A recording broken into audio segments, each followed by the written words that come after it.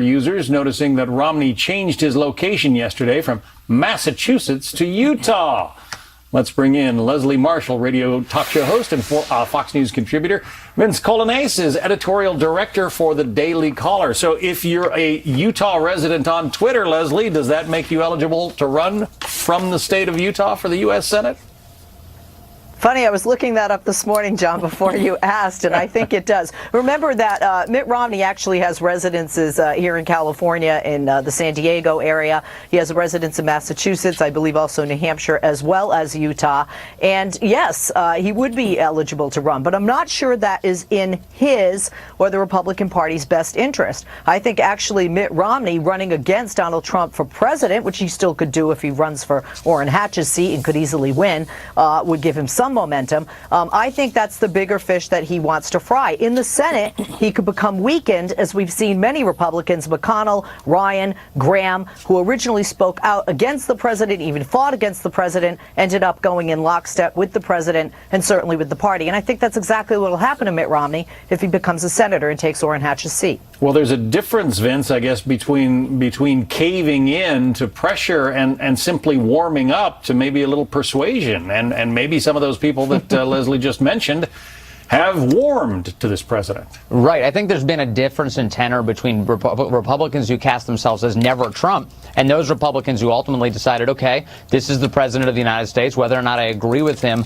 I can help him along in his policies. I can help guide him along in the direction that I want to go. And I think people like Marco Rubio have been a good example of people who've attempted to do that. Mitt Romney, at his core right now, he's a politician. He clearly, I think he's generally a good man. He wants to reconcile with the president. I think we saw that despite him declaring any sort of unfitness for office on the part of Donald Trump. By the time it actually got to the presidency, he was open to the idea of becoming his Secretary of State and having those conversations. I think that's the same thing you'll ultimately see if he does come to the U.S. Senate, and he will very much be a crucial Republican vote in supporting the president's agenda. Vince, you think that Secretary of State thing was real and not just a kind of a show for the cameras?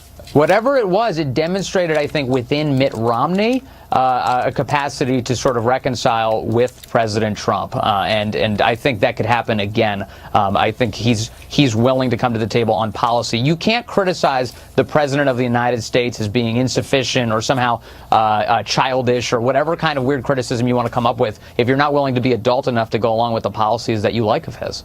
Leslie, interesting that Mitt Romney has been, the head of his own firm, Bain Capital. He was a governor. Those are, executive positions. All of a sudden, you're a U.S. senator, and you are one of 100. And I don't know, a lot of these executive types don't find that a very palatable place to be. Well, John, again, I was just talking about this with my radio crew yesterday. This is a step down. I mean, you were the Republican nominee and you could have been president of the United States. This is, no offense to senators, a step down from where Mitt Romney has been as governor of Massachusetts, the head of his company, and almost a president of the United States. That's why I think he should set his eyes not on the Senate, but on the Oval Office.